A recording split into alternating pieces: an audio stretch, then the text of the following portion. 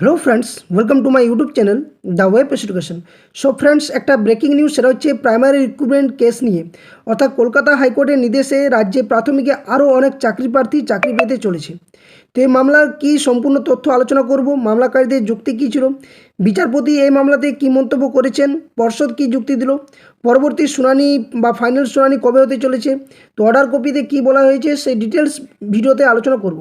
তো তার আগে বলে রাখি, যারা চ্যানেল নতুন আছো অবশ্যই চ্যানেলটি সাবস্ক্রাইব করো এবং পাশে থাকা বেল নোটিফিকেশন অন করো এই ধরনের সমস্ত চাকরির আপডেট, নিউজ, নোটিফিকেশন তথ্য পাওয়ার জন্য। আর আজকে কিন্তু কলকাতা হাইকোর্টে এসএসসি মামলা এবং ওবিসি যে নতুন লিস্ট, সেই মামলাও চলছে। এবং এই যে মামলা, এই মামলা কিন্তু কালকে হয়েছিল, অর্থাৎ গতকাল, সেখানে কিন্তু এই মামলার শুনানিতে কি কি মন্তব্য করা হয়েছে বা পর্ষদের যুক্তি কী দিল, মামলাকারীদের যুক্তি কী, তার ডিটেলস কিন্তু ব্যাখ্যা করব ভিডিওর মধ্য দিয়ে। তো আমরা ডাইরেক্ট কোর্টের অ্যাপিলেটেড সাইডে প্রথমে চলে যাই। যে বিষয়টা কি না, আমরা দেখতে পাচ্ছি যে কালকে অর্থাৎ 15ই জুলাই 2025 কোর্ট নম্বর 18তে বিচারপতি সিঙ্গেল বেঞ্চে অর্থাৎ অনারেবল জাস্টিস সৌগত ভট্টাচার্যের বেঞ্চে কিন্তু এই মামলার শুনানি হয়। এখানে দেখতে পাচ্ছ যেখানে কোর্ট নাম্বার 18 রয়েছে, এখানে বিচারপতি যে সৌগত ভট্টাচার্যের বেঞ্চে কিন্তু এই মামলার শুনানি হয়। তো আমরা যদি নিচের দিকে স্ক্রল করি তাহলে দেখতে পাবো যে মামলার বিষয়টি কী। তো আমরা নিচের দিকে স্ক্রল করে দেখতে পাচ্ছি যে বিষয়টা, সেটা হচ্ছে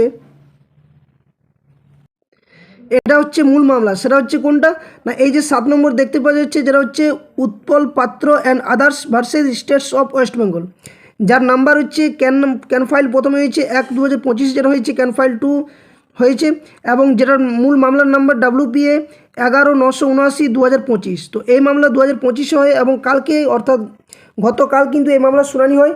তো এই মামলার কী বিষয় উঠে এসছে সেটা একটু ডিটেলস আলোচনা করা যাক ভিডিওর মধ্যে দিয়ে।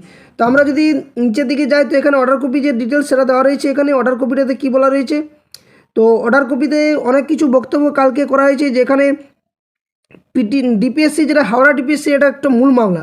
যেখানে হাওড়া ডিপিএসসিতে যে চাকরি, সেখানে 2009-এ অনেক ক্যান্ডিডেট রয়েছে যারা কিন্তু চাকরি থেকে বঞ্চিত হয়েছিল এবং সেই মুহূর্তে চাকরি তাদেরকে পর্ষদের তরফ থেকে দেওয়া হয়নি। সেই মামলার কিন্তু কালকে শুনানি হয়। এখানে দেওয়া রয়েছে petitioner participate in 2009 selection process for recruitment of primary teacher in district of Howrah. অর্থাৎ হাওড়া ডিস্ট্রিক্টের যে রিক্রুটমেন্ট প্রসেস ছিল 2009 সালে প্রাথমিকে, সেই নিয়ে কিন্তু মামলা হয়। Land advocate representing the petitioner submits that prior to performing that this writ petition another writ petition was performed being WPA 26019 of 2023 in connected with petitioner participation in 2009 selection process.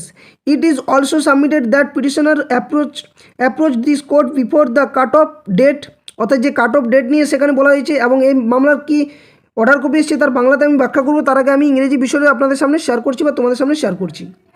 That is 31 March 2024 fixed by a coordinate bench wide order date 9 April 2024 on a writ petitioner being WPA 3268 of 2015 Saurav Naskar and others versus the states of West Bengal and others মামলা কিন্তু এই মামলার সাথে যুক্ত হয়।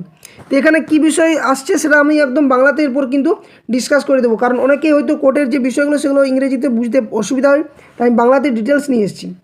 তো এখানে দেখতেই পাচ্ছ উপরে হেডিংয়ে কী দেওয়া রয়েছে, সেটা হচ্ছে প্রাইমারি টিচার রিক্রুটমেন্ট, অর্থাৎ প্রাথমিকে আরও অনেক প্রার্থী চাকরি পেতে চলেছে আদালতের নির্দেশে।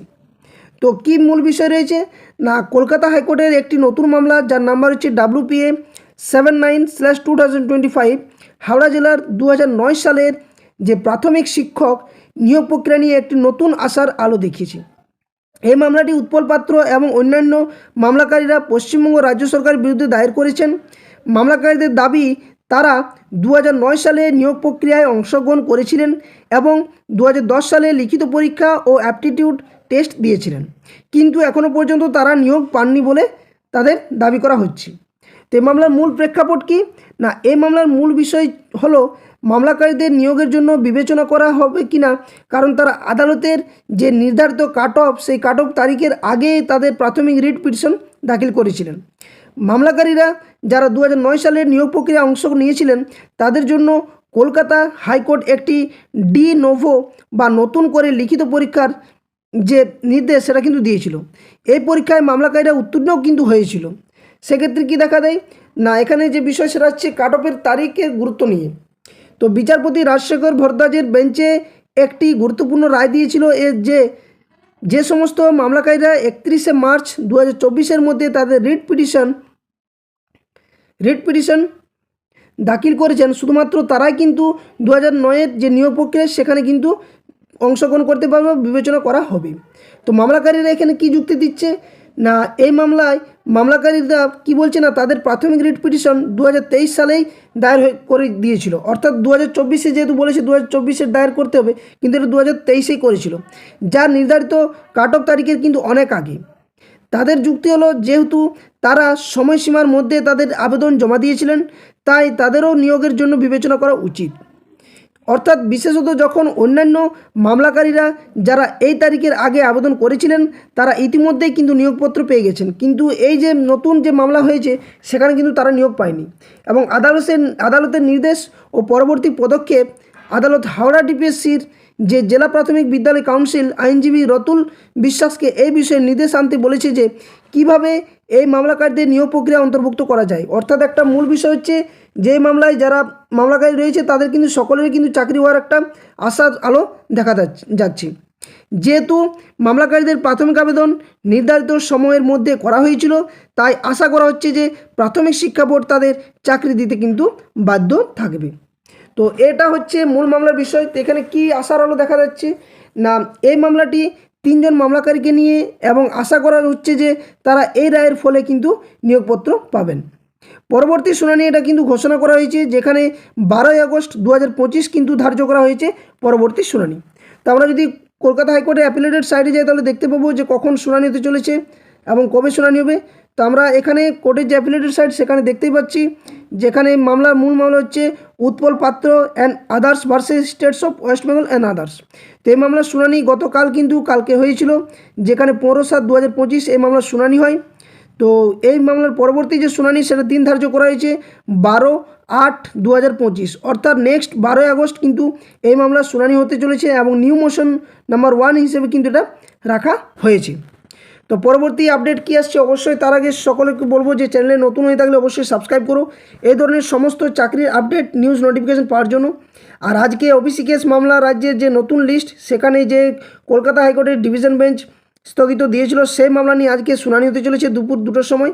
এবং অপরদিকে এসএসসি যে কেস মামলা, সেখানে যে নতুন গ্যাজেট, সেই গ্যাজেট নিয়েও কিন্তু একটা যে মূল বিষয় সেটা কিন্তু আলোচনা হতে চলেছে। তো সম্পূর্ণ আজকের যে মামলার রায়দান সেটা কিন্তু পাওয়ার জন্য অবশ্যই কিন্তু চ্যানেলে নতুন হয়ে থাকলে সাবস্ক্রাইব করে রাখো।